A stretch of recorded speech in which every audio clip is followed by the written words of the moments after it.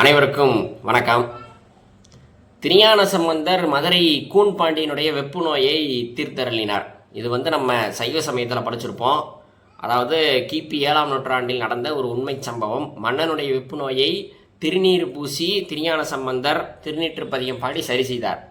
இதே இது என்னுடைய வாழ்க்கையில் கடந்த ஒரு வருஷத்தில் நடந்துச்சு. அது என்ன அப்படின்றத பற்றி தான் இந்த பதிவில் பார்க்க போகிறோம். அனைவரும் முழுமையாக பாருங்கள்.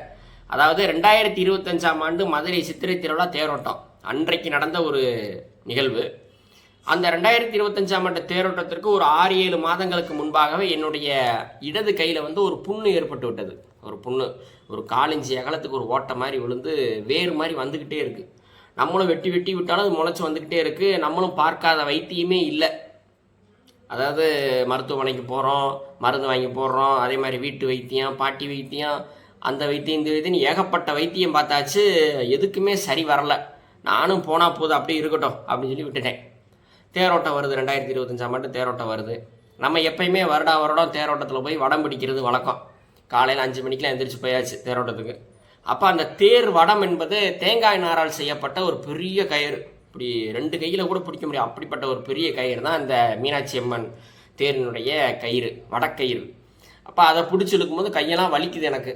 அப்போ கூட சாமி அப்படின்னு சொல்லி வேண்டிக்கிட்டேன் ரொம்ப. அப்போ அந்த தேரோட்டம் நடந்து கொண்டிருக்கிறது.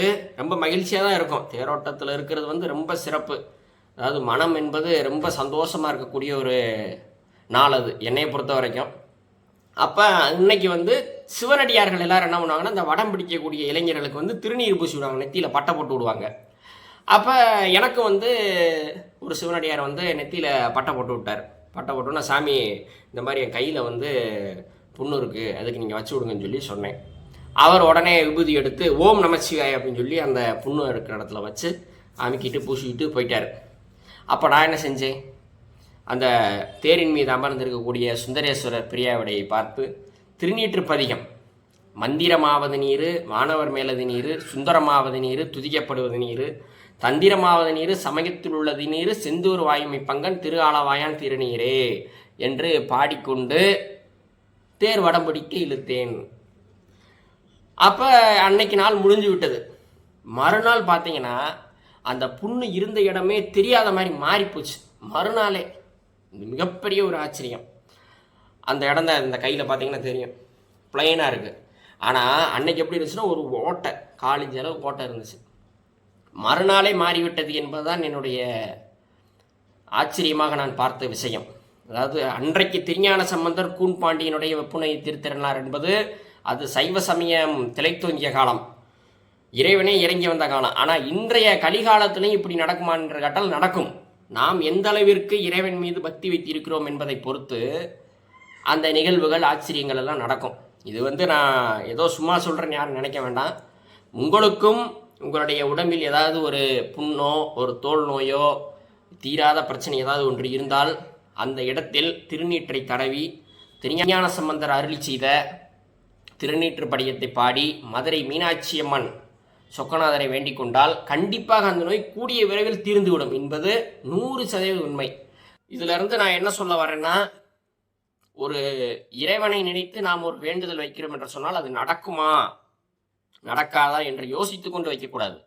நாம் அந்த இறைவன் மீது முழுமையான நம்பிக்கையோடு செய்ய வேண்டும். அப்படி நம்பிக்கையோடு செய்யும் போது கண்டிப்பாக அது நமக்கு நன்மை பயக்கும். இப்போ ஜோதிடத்தில் கூட நம்ம பரிகாரம் சொல்கிறோம். செவ்வாய் தோஷத்துக்கு ஒரு பரிகாரம் சொல்கிறோம், ராகுக்கு தோஷத்துக்கு ஒரு பரிகாரம் சொல்கிறோம். அந்த மாதிரி பரிகாரம் சொல்லும்போது கூட நம்ம அந்த பரிகாரம் செய்கிறவங்க இதை செஞ்சால் நமக்கு கிடைக்கும், இதை செஞ்சால் நமக்கு கிடைக்கும் என்று நினைத்து அந்த பரிகாரத்தை செய்கிறார்கள், இறைவன் வழிபடுகிறார்கள். அப்படி பண்ணக்கூடாது. உள்ளன்போடு முழுமையான நம்பிக்கையோடு நாம் அந்த இறைவனை வழிபாடு செய்ய வேண்டும்.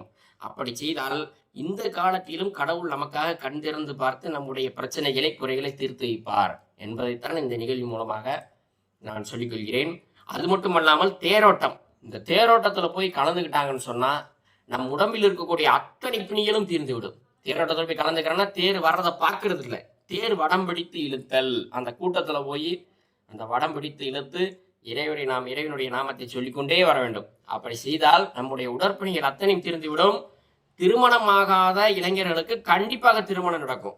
ஏன்னா ஏன் இதை சொல்கிறேன்னா, முதல் நாள் திருக்கல்யாணம் முடிஞ்சு மறுநாள் அந்த கணவன் மனைவி சமேதராக கடவுள் வரக்கூடிய அந்த திருத்தேரினை பிடித்து இழுக்கும்போது அவர்கள் நமக்கு அருள்பாலிப்பார்கள். விரைவில் உனக்கு திருமணம் நடக்க வேண்டும் என்று அந்த ஒரு அருள் கிடைக்கும் என்பது 100% உண்மை. அதனால் திருமண தடை தாமதம் உள்ளவர்கள் திருத்தேரோட்டத்தில் கலந்து வடம் பிடித்து இழுத்து விரைவில் திருமணம் நடக்க வேண்டும் என்று வேண்டிக் கொள்கிறேன்.